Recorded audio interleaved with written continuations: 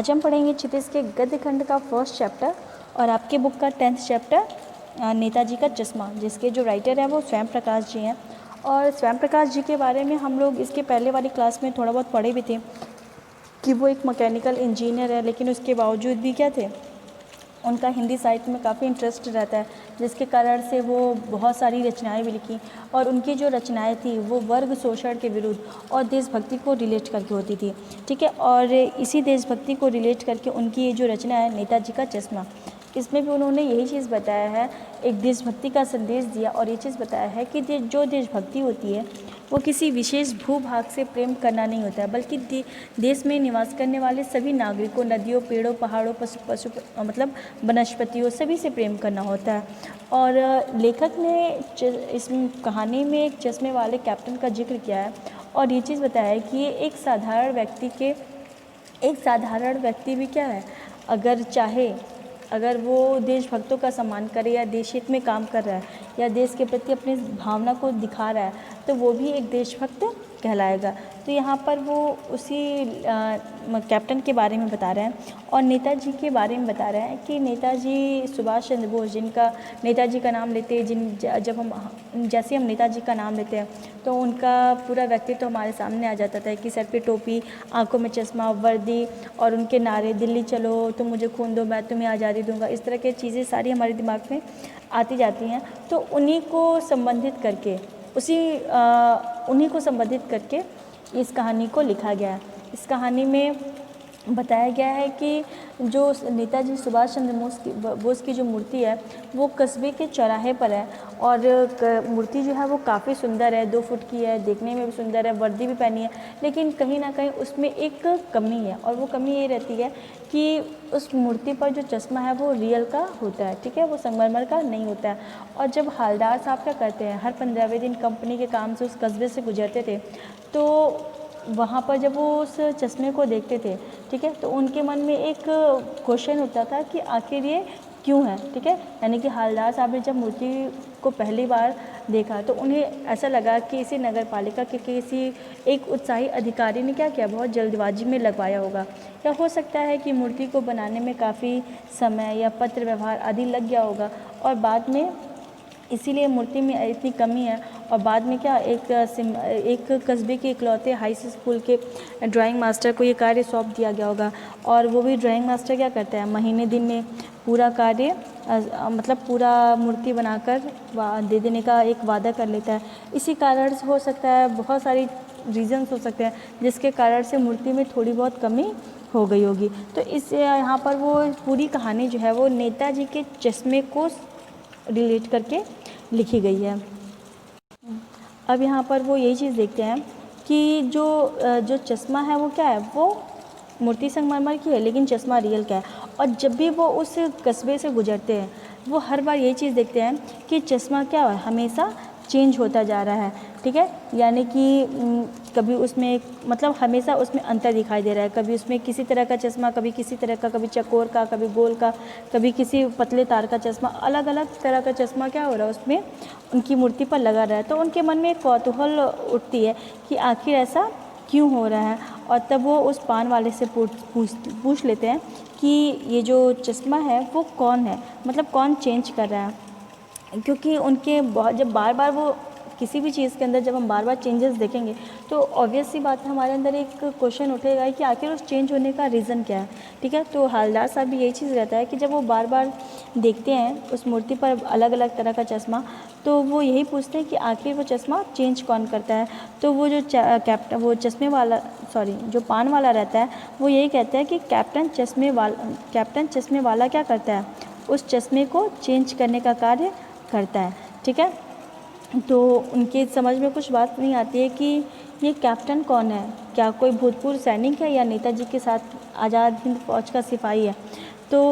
वो इनके दिमाग में यही आता है कि कैप्टन मतलब कि हो सकता है कि कोई सैनिक हो या कोई सिपाही हो, इसीलिए वो इसका जिक्र कर रहा है। तो वो पान वाला बताता है कि ये चेंज क्यों करता है। वो यही कहता है कि कैप्टन क्या है, एक चश्मा बेचने वाला एक दुकानदार है और वो नेताजी की मूर्ति के नीचे क्या करता है, अपनी दुकान लगाता है और उन गिने चुने सामानों में से एक, गिने चुने चश्मे के फ्रेमों में से एक चश्मा उठाकर नेताजी की मूर्ति पर रख देता है, क्योंकि उससे ऐसा लगता है कि नेताजी को बिना चश्मे के क्या होगा, देखने में असुविधा होगी। इसीलिए क्या कहता है, अपने ही मतलब दुकान के में जो भी फ्रेम रहता है उसमें से उठाकर वो एक क्या कहता है, उस चश्मे पे वो लगा लेता है। या तो उसे ये बात आहत करती होगी इसलिए वो लगाता है, या फिर उसे ये लगता होगा कि हो सकता है कि नेताजी को देखने में असुविधा हो रही है इसलिए वो लगा देता है। तो इसीलिए वो क्या करता है, बार बार चेंज कर देता है। तो वो ये पूछते हैं कि अच्छा ठीक है वो लगाता है तो ओके है, लेकिन फिर चेंज क्यों करता है। तो वो जो पान वाला रहता है वो यही चीज़ बताता है कि क्यों ना करे साहब, मतलब कि क्यों ना करे। अगर मान लीजिए कोई ग्राहक आ गया और उसे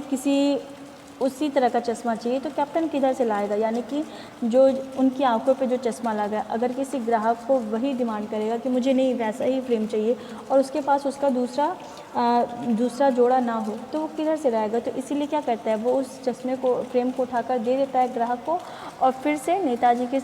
मूर्ति पर दूसरा फ्रेम लगा देता है। इसीलिए जो आप देख रहे हैं मूर्ति पर ये बार बार फ्रेम चेंज होना, तो उसका रीज़न सिर्फ इतना ही है कि वो किधर से क्योंकि उसकी दुकान बहुत छोटी है और उसके पास बहुत सारा सामान नहीं है। तो अगर किसी ग्राहक को उसकी नीड होती है या वो ग्राहक वही डिमांड करता है तो वो मूर्ति पर से लगा हुआ चश्मा उठाकर उस ग्राहक को दे देता है और उसकी जगह पर दूसरा फ्रेम लाकर नेताजी की आंखों पर लगा देता है, ताकि नेताजी को किसी तरह की कोई दिक्कत ना हो। तो इस तरीके से उन्होंने एक कैप्टन के चरित्र को दिखाया और ये चीज़ बताया है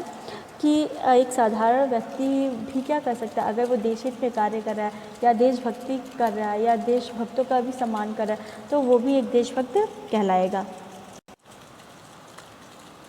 फिर यहाँ पर वो उस पान वाले से पूछते हैं कि जो पान वाला है, वो जो चश्मे वाला है वो कौन है, क्या वो कैप्टन है, यानी कि भूतपूर्व सिपाही है। तो पान वाला ये कहता है कि वह लंगड़ा क्या जाएगा फौज में। उसी समय हवलदार साहब एक बूढ़े लंगड़े आदमी को देखते हैं जो कि कैप्टन है, तो वो यही कहते हैं कि वो लंगड़ा क्या जाएगा फौज में। तो वो यही सोचते हैं कि एक लंगड़ा होने के बावजूद भी उसके अंदर क्या है, देशभक्तों के लिए और देशभक्ति के लिए काफ़ी सम्मान है। तो इस तरह से वो बार बार जब वो देखते हैं तो उनके अंदर की जो उत्सुकता है वो, मतलब जो क्वेश्चन होता है वो ख़त्म हो जाता है। उसके बाद से जब वो 2 साल तक हवलदार साहब अपने कंपनी के काम के सिलसिले से उस कस्बे से गुजरते रहे और नेताजी की मूर्ति के बदलते चश्मे को देखते रहे, कभी गोल, कभी चकोर, कभी लाल, कभी काला, तरह तरह का चश्मा देखते रहे। ठीक है, तो उनको ये चीज़ मतलब देख के वो आश्चर्यचकित भी होते हैं और प्रसन्न भी होते हैं कि चलो कोई तो है जो देशभक्तों का भी सम्मान करता है, वरना आजकल क्या हो गया है, देशभक्ति भी मजाक की चीज़ हो गई है। कोई भी क्या कर रहा है, देशभक्तों का सम्मान नहीं कर रहा है। फिर यहाँ पर क्या हुआ, जब वो ऐसे ही गुजरते रहते हैं, फिर एक बार ऐसा हुआ कि मूर्ति के चेहरे पर कोई भी कैसा भी चश्मा नहीं था। इस बार दुकान भी बंद थी, चौराहे की अधिकांश दुकानें बंद थी। तो उनके अंदर ये क्वेश्चन उठता है कि क्यों चश्मा नहीं है, यानी कि मूर्ति पर चश्मा नहीं होने का कारण क्या है। यानी कि एक दिन जब हवलदार साहब उस कस्बे से निकले तो उन्होंने देखा कि बाज़ार भी बंद है, मूर्ति पर कोई चश्मा भी नहीं है और अगली बार भी उन्होंने मूर्ति को बिना चश्मे के देखा। तो उनके अंदर एक जिज्ञासा उठती कि पहले तो चेंज हो रहा था, अब क्यों नहीं है। तो उन्होंने पान वाले से क्या किया, इसका कारण पूछा। ठीक है, यानी वो पूछते हैं कि आखिर ऐसा क्या कारण है कि मूर्ति पर क्या हो रहा है, बार बार मैं हमेशा 2 साल से आ रहा हूँ, हमेशा अलग अलग तरह का चश्मा दिख रहा है, लेकिन इस बार चश्मा क्यों नहीं है। अगली बार भी, यानी कि जब वो एक बार आते हैं तो मूर्ति पर चश्मा नहीं देखते हैं, अगली बार भी मूर्ति की आंखों पर चश्मा नहीं था। तो हवलदार साहब ने पान खाया और पान वाले से पूछा कि भाई क्या बात है, आज तुम्हारे नेताजी की आंखों पर चश्मा नहीं है। तो पान वाला उदास हो गया और उसने पीछे मुड़कर अपने पान नीचे थूका और बताता है कि जो चश्मा चेंज करता था कैप्टन, वो क्या हो गया, अब वो इस दुनिया में नहीं रहा, यानी कि कैप्टन क्या हो गया, मर गया है। तो जब हवलदार साहब ये बात सुनते हैं तो काफ़ी उन्हें अफसोस होता है और वो यही चीज़ कहते हैं कि कैप्टन मर गया है तो अब वो जो मूर्ति है वो क्या होगी, अब वो बिना चश्मे की रहेगी। ठीक है, तो उनके अंदर एक अफसोस होता है कि हम इंसान कितने बिज़ी हो गए हैं कि हम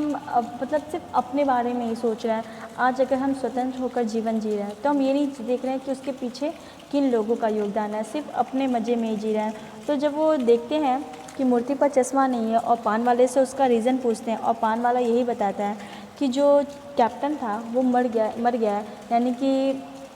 जो कैप्टन था जो रोज़ रोज़ मूर्ति पर से चश्मा परिवर्तित करता था और यानी कि उस अपनी छोटी सी दुकान से चश्मे के कम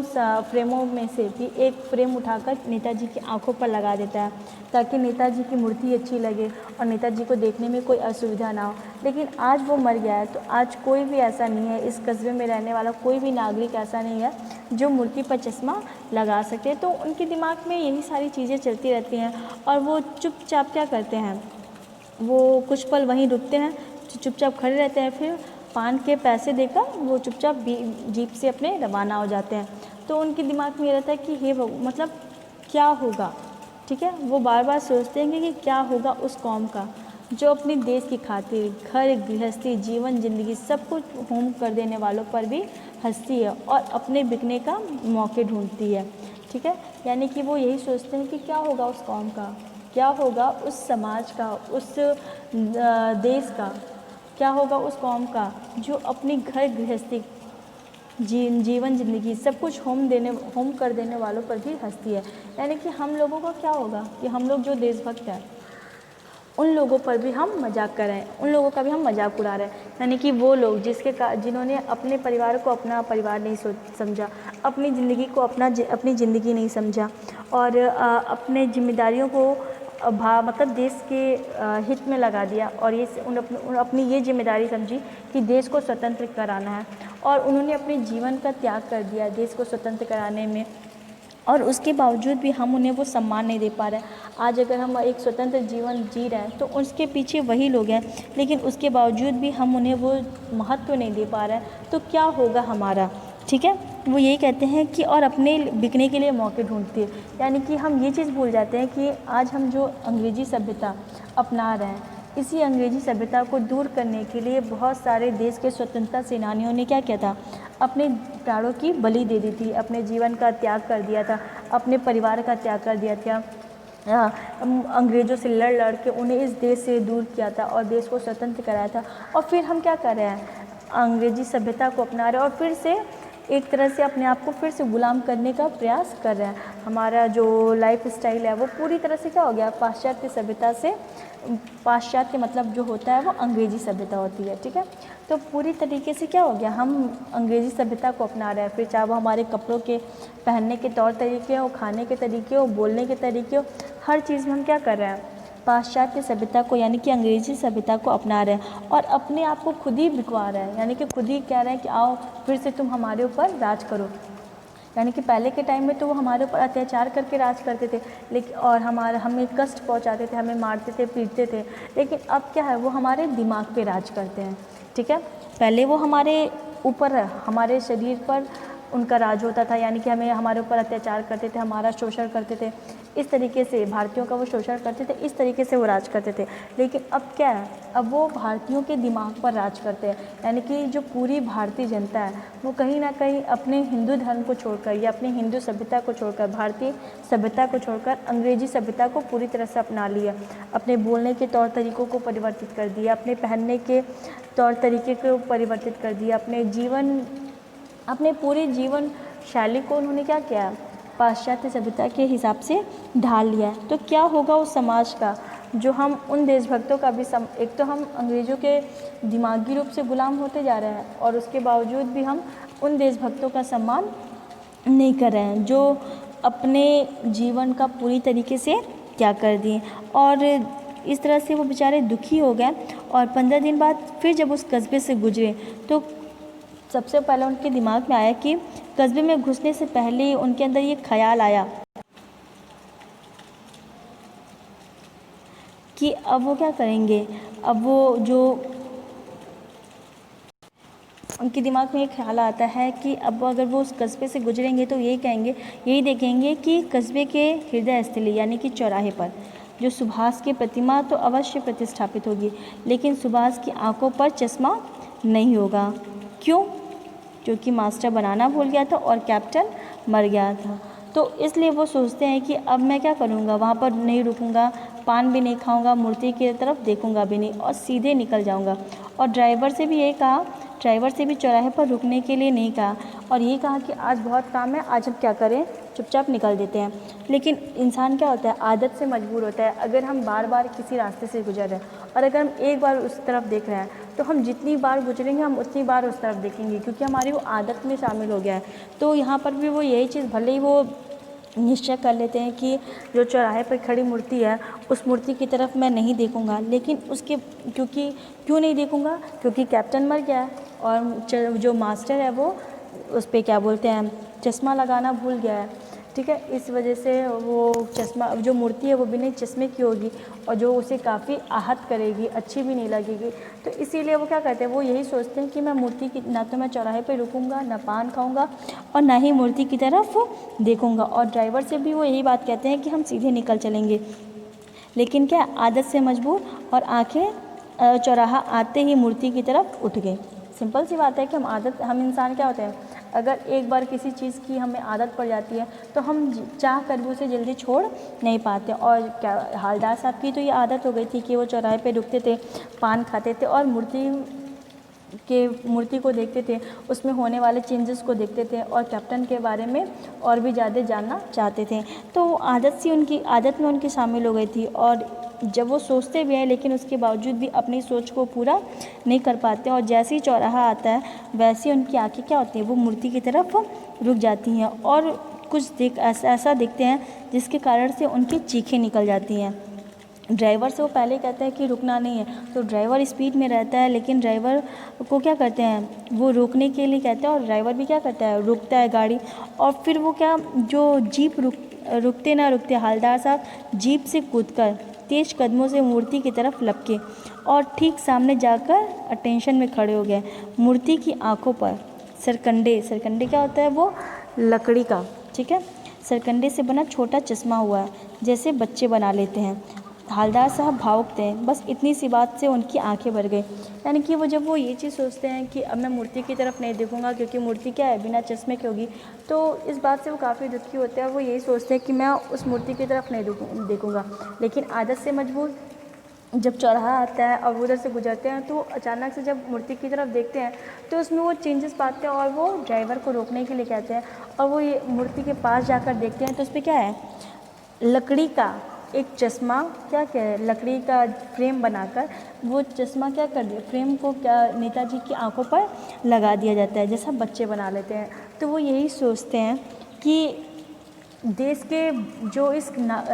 कस्बे के जो नागरिक है, जो पढ़े लिखे शिक्षित नागरिक हैं, जो उम्र दराज है, उनके अंदर देशभक्तों के लिए सम्मान नहीं है, देश के लिए सम्मान नहीं है। लेकिन आने वाली जो जनरेशन है, जो पीढ़ी है, जो छोटे बच्चे हैं, उन्हें अपने देश के बारे में और देशभक्तों के बारे में पता और वो उनका सम्मान करते हैं। और शायद यही रीज़न है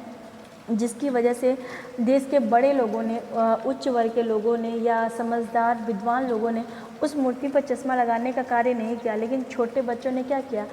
जितना उनसे हो सका, यानी कि जितना उनका दिमाग चल सकता था और जितना उनका सामर्थ्य था उसके हिसाब से उन्होंने चश्मा बनाया और उस फ्रेम को उठाकर